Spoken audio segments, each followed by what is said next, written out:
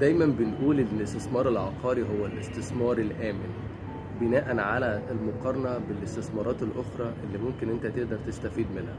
أول حاجة لو جينا اتكلمنا عن البنوك دايما بتدي لك الفايدة أقل من التضخم. يعني مثلا لو التضخم في مصر 31% 35%، هتلاقي دايما الشهادات رايحة في حتة 25 وال 27%. يعني حتى لو ما خدتش الفوائد بتاعتك، انت فلوسك بتتآكل مع الوقت، يعني دايما خسران في البنك.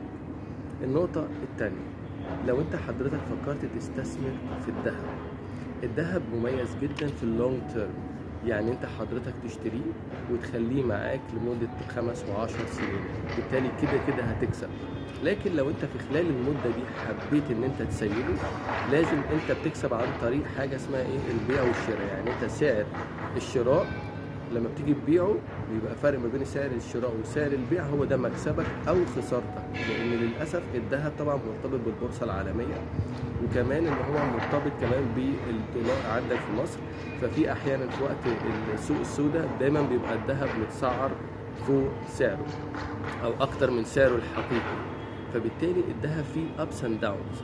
يعني انت ممكن تشتري في وقت غالي، بس لما تيجي تبيع عشان انت محتاج تبيع، ممكن يكون الوقت ده الذهب فيه سعره منخفض، فبالتالي انت كده خسرت. النقطة الثالثة، الستوكس او الاسهم نفس الحكاية، انت برضو بتكسب عن طريق سعر الشراء وسعر البيع. فبالتالي انت محتاج تبيع الاصل عشان تقدر ان انت تستفيد من فرق السعر ده. وساعات السعر ده بيبقى اب، يعني بيبقى كسبان، وساعات طبعا بيبقى داون او خسران. فبالتالي انت معرض برضو للابس اند داونز، معرض برضو للاخبار العالميه والاخبار الجيوسياسيه بتاثر على سعر الاسهم.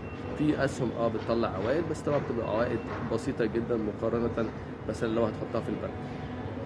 بالتالي احنا كده نروح على الاوبشن الرابع اللي هو الريل استيت. كل اللي احنا اتكلمنا عنه فوق، اذا كان بنك او اذا كان ستوكس او اذا كان ذهب، انت محتاج تدفع الفلوس بتاعتك كاش. انما في الريل استيت انت حضرتك مش محتاج تدفع الفلوس بتاعتك كاش، وتقدر تستثمر بمقدمات بتبدا من 5 و10%، والاصل نفسه بيكون ب 3 و4 و5 و6 و10%. فبالتالي انت ما بتدفعش كاش. تاني حاجه، انت العقار ده تعرف تأجره، فبيجيب لك عائد زيك زي البنوك، او بتقدر ان انت تبيعه وتستفيد بفرق سعر الشراء وسعر البيع زي الذهب وزي الاسهم.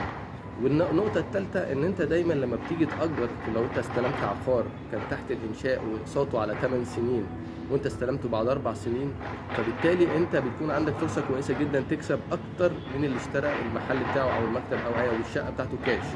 ازاي بقى؟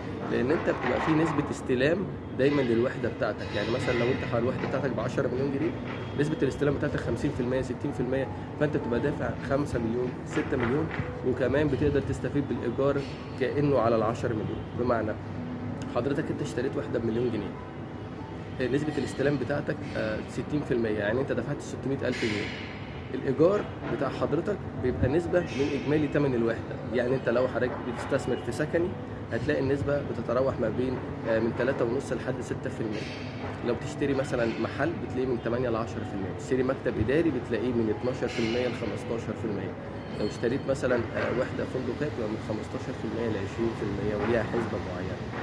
فانت بالتالي انت حضرتك بتبقى دافع 60% بس من ثمن الوحده، وبتستفيد بالايجار على الوحده كلها.